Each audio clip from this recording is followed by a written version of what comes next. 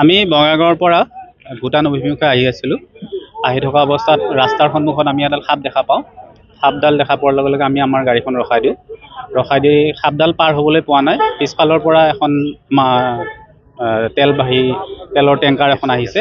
তেলৰ টেংকাৰখনে আহি পেলাই আমাৰ পিছফালে থকা 3খন গাড়ীক পূৰা মহতিয়াই লৈ যায় আৰু সৰ্বশেষত আমাৰ গাড়ীখনত খুন্দা মাৰে।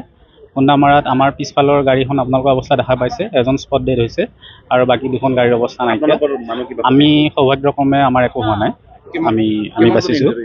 এজনটো স্পট ডেড হৈছে আৰু 4জন ইনজৰ্ড হৈছে। আৰু এখন গাড়ীয়ে পিছফালৰ পৰা মহতিয়াই আহি একেবাৰে আহি পেলাই এখন গাড়ীত ইয়াতে আহি এইখিনি জেগা পাইছে। কেইখন গাড়ী মহতিয়াইছে? টোটেল 4খন গাড়ী মহতিয়াইছে। আমাৰখনক লৈ পেলাই 4খন মহতিয়াইছে। আমাৰো গাড়ীখনৰ পিছফালে হৈছে, নষ্ট হৈছে। বাকীকেইখনৰ মানুহ এজন স্পট ডেড আৰু বাকী 3-4জনৰ হৈছে, আঘাতপ্ৰাপ্ত হৈছে। আপোনালোক ক'ৰ পৰা আহিছে? মই মঙলৰ পৰা আহিছোঁ। হয়, মঙলৰ পৰা আহিছোঁ। কিমান সময় তেতিয়া 3:20 তেনেকুৱা সময়। পুৰা স্পীডত আছিল গাড়ীখন সম্পূৰ্ণ ফুল স্পীডত আছিলে। তেওঁ ইমান স্পীডত আছে, তেওঁ পিছত 4খন গাড়ী মহতিয়াই আহি আমাৰ গাড়ীখনক খুন্দা মাৰিছে।